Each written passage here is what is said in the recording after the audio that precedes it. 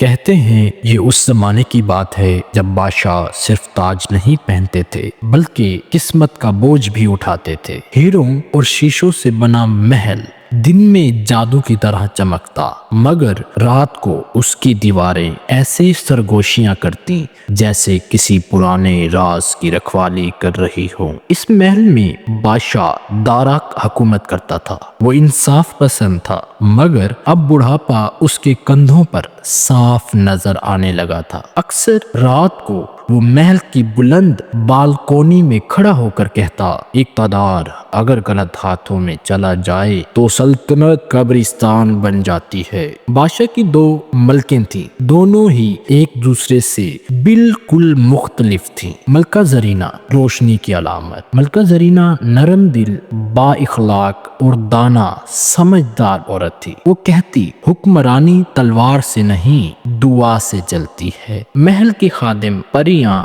حتیٰ کہ زخمی پرندے بھی اس کے کمرے کے باہر آ کر سکون پاتے۔ اس کی رحم بیٹی شہزادی زہرا بالکل ماں کی طرح رحم دل تھی۔ زرینہ جانتی تھی دل والا ہیرا کیا ہے۔ وہ اکثر زہرا کو سینے سے لگا کر کہتی، بیٹی یہ ہیرا آزمائش ہے، انعام نہیں۔ ملکہ نوال اندھیرے کی خواہش۔ دوسری طرف ملکہ نوال تھی سخت لہجہ، تیز نگاہ، غرور سے بھرا دل۔ وہ راتوں کو آئینے کے سامنے کھڑی ہو کر کہتی، طاقت وہی ہے جس سے لوگ کانپیں۔ اس کی بڑی بیٹی شہزادی نوین ماں کے ہر لفظ کو حکم سمجھتی تھی۔ نوال جانتی تھی کہ اگر زہرا تخت پر بیٹھی تو اس کا غرور دفن ہو جائے گا۔ بادشاہ کا فیصلہ خوفناک شرط۔ ایک رات بادشاہ نے خواب دیکھا۔ خواب میں شیشے کا محل ٹوٹ رہا تھا اور ایک آواز گونج رہی تھی، دل کا فیصلہ کر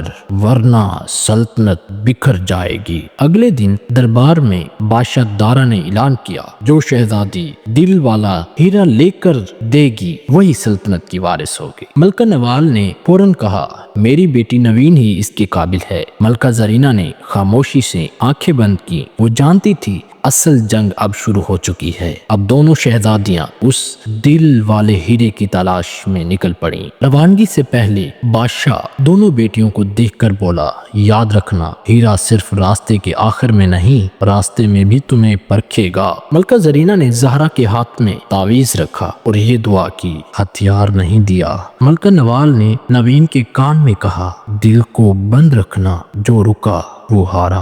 خوفناک سفر اور کرداروں کی امتحان۔ جیسے ہی دونوں شہزادیاں روانہ ہوئیں، آسمان پر کالے بادل چھا گئے۔ نوین نے طنزیہ ہنسی کے ساتھ کہا، دیکھو آسمان بھی میرے حق میں ہے۔ زہرا نے آہستہ سے کہا، یہ شاید ہمیں روکنے آیا ہے۔ جنگل میں سایہ حرکت کرنے لگے، ہر مدد ایک امتحان تھی۔ جب زہرا نے زخمی جانور کی مدد کی، فضا میں سرگوشی ہوئی، زرینہ کی بیٹی ہے یہ۔ جب نوین نے ایک فریادی کو دھتکارا، ہوا نے جواب دیا، نوال کی پرچھائیاں، نوین کا خوفناک انجام۔ نوین آئینوں کی غار میں پہنچی، وہاں ہر عکس میں اس کی ماں نوال کا غرور جھلک رہا تھا۔ ایک عکس بولا، یہ تخت تمہیں ملا تو تم بھی نوال بن جاؤ گی۔ نوین چیخی، مگر اس کی آواز خود اسی پر پلٹ آئی۔ زہرا دل والے ہیرے تک پہنچی۔ ہیرا دھڑک رہا تھا جیسے زندہ ہو۔ اس نے ہاتھ بڑھایا، ہیرا پرسکون ہو گیا۔ جب دربار میں لوٹی، بادشاہ دارا نے ہیرا دیکھا اور آہستہ سے کہا، زرینہ تم سچی تھی۔ ملکہ نوال نے پہلی بار نظریں جھکا لی۔ انجام۔ بادشاہ نے اعلان کیا، شہزادی زہرا تخت نشین ہوگی۔ زرینہ نے سجدہ شکر ادا کیا۔ نوال خاموش رہی، اس کا غرور شکست کھا چکا تھا اور سلطنت نے جان لیا، دل والا ہیرا صرف شہزادیاں نہیں، بادشاہ اور ملکہ بھی آزماتا ہے۔ تو بچوں، ہمیشہ دل کو صاف رکھا کرو۔ تو یہ کہانی آج یہیں اختتام پاتی ہے۔ مزید ایسی ویڈیوز دیکھنے کے لیے ہمارا چینل سبسکرائب کریں۔ Thank you so much.